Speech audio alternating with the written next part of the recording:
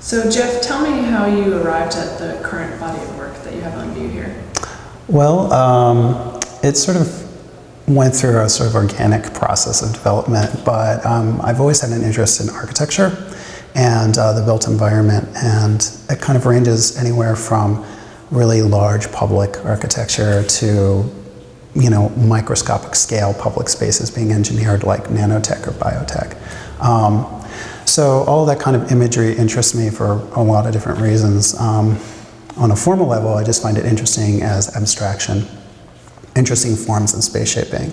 And then on other levels, it's interesting because there's a kind of utopian and dystopian aspect to it. There's something really seductive about being able to engineer spaces for social use or private use. There's also something kind of creepy about that. And there's also different layers of information that I think code these spaces. A lot of different people's agendas, their perspectives, their memories, their connection to these spaces, their philosophies or ideologies, their personal cosmologies that get embedded into these spaces. All of that really interests me, and it kind of is the sort of interest that I have, and it's what I wanted to explore in this particular body of work. And it's what I do in all of my work in a lot of ways. For this particular work, I was really interested in a lot of the architecture that's really popular today, the kind of architecture you see in public spaces for museums or for state architecture. A lot of times it gets called blobitecture. It's these really beautiful, blobby, amazing forms like, you know, Guggenheim Bilbao and things like that. And the computer is a major component of what makes these sort of architectures possible. There's something very utopian in the idea of using the computer to make these amazing engineered spaces, and the idea that these spaces somehow reflect ideologies that have something to do with the openness that we associate with the internet and things like that. A lot of times too, what's really popular with this architecture is to use data sets derived from processes in nature, like weather patterns, and to pump that information into a computer and have it spit out a form. Somehow the idea is these spaces reflect these processes, and so therefore they're more natural, and there's something better about that. And so there's something kind of utopian in that, and there's a sort of social engineering, like you must use this blobby space now as your office or something. And there's something kind of, I think, really kind of disconnected from people's personal daily experiences, because it's kind of sometimes I look at these buildings and I go, they're beautiful and they're seductive, but they seem so top-down regulated, like somebody made a decision about how you have to live in this space. And it's kind of like being in a funhouse in that space sometimes. So is that really better? So I kind of wanted to deal with that architecture and critique it, and critique my own sort of mixed response to it. I had to kind of figure out a way to do data sets, and I kind of hit on this idea of using writing, doing a lot of associative free association writing or automatic writing, and using that information to somehow then relate it to the computer, make these drawings. So I decided to focus on words that meant something very personal to me, but there was also a very public aspect to it.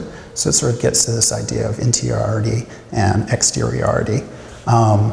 So the word that I focused on in a previous body of work, which this work is related to, is this word Odessa, which is a city that I have family from, and there's some other connections I have to the word, but of course it's also a city, so it has a public meaning.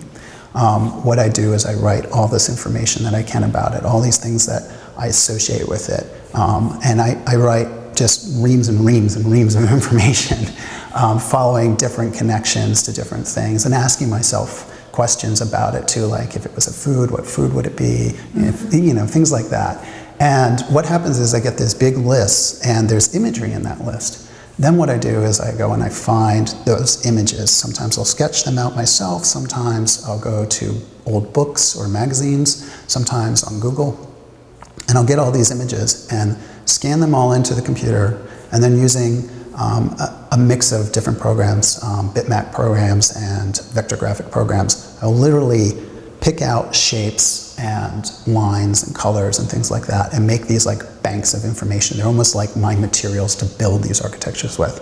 And then once I have that, and it's a lot of files and a lot of information, I then literally in the computer collage my architectures. Sometimes I'm thinking about buildings of scene when I'm making them. Sometimes they just sort of happen. Once I've done that, then I translate it onto multiple layers of Mylar. Mylar is a architecture's drafting film that architects draw on sometimes. It's translucent. Sometimes it comes one-sided, sometimes two-sided, where you can draw on both sides. What I like to do is I like to layer it with about 2 sheets that are both double-sided, draw on both sides. So the idea is that these architectures these buildings and these structures are sort of assembling themselves through real physical space and time, and there's a sense of an unfolding process going on. And they always tend to be modeled sort of after kind of like science fiction language. There's a lot of tropes in science fiction that interest me that I think relate to this idea of utopian and dystopian. So I'm kind of interested in sort of playing with that idea, allowing my drawings to sort of have this really seductive abstract forms that are going on, but at the same time seem a little sinister. That's pretty much the work. Can you talk about the color palette in the work? Because Yeah. you describe it as being sinister, and I know someone last night asked you about them being playful, and I wonder if the color doesn't have something to do with that. Well, the colors are definitely poppy and fun, and I think that's part of the seduction of them. Some of the colors, again, they come from the writing, and some of it is more playing with that idea, again, of these tropes in science fiction. So there's sort of like a lot of laser beam colors. I use a lot of like neons and things like that to set off, and black is really important. That seems to be the language. There's something really important about those colors clashing or being awkwardly placed to each other, and then finding ways to kind of balance that and make it work. It's always kind of a game. I want the colors to be really lush and really seductive. And I think they play off really well against the forms, which tend to be more rectilinear. They speak of a kind of an earlier language of abstraction, and I think it's much more hard-edged. You have a CD of sounds that goes along with the exhibition. Can you talk about the relationship between the CD and the works? Yeah, so I talked about, I had this earlier body of work that this is related to. I did this series based on this word Odessa, and it was similar in ways to this, although they didn't have a ground plane. They seemed to more float in an undifferentiated space. I did an audio tour for that body of work in response to some people wanting to see or read the actual writing, which is kind of really private, but I wanted them to have some way into it. So I kind of hit on this idea to do an audio tour. It had a lot to do with watching my dad take an audio tour in the museum and kind of embarrassing me as he did it. But I thought, wow, that'd be a great idea. And I could use the writing somehow for that. And then I hit on the idea, why not, instead of like just reading the writing or something, why not look for sounds in the writing like I looked for images in the writing for the drawings, and then make those sounds using my voice, which is a little like, in my mind, drawing the pictures by hand. So it winds up being these sort of soundscapes or sonic spaces that are sort of like audio versions of the drawings. They're their own thing. So you put it on expecting some kind of explanation, but you just sort of drop into this sonic wormhole. You just get more of the same. I thought that would be really fun, and I thought it'd be kind of humorous and playful if it was just with my voice. And then once I did that, I was like, wow, I made my first album. I should have liner notes for it. So I used the automatic writing and did some more writing to come up with liner notes. And I kind of decided my liner notes would be just like the kind of bad poetry I used to write in high school. It's really embarrassing. So I did this like sort of really trippy, bad high school poetry as my liner notes. So, and that's here. I've got all that here.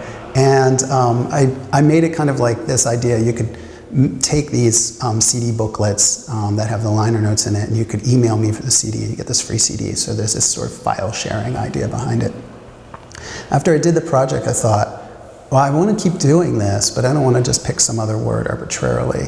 So I got the idea, why not just use the booklet of writing as kind of like a recipe book?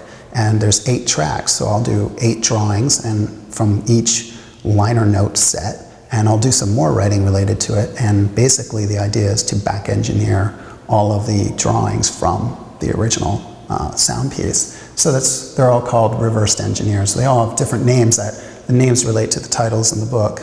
and then it's reverse engineered.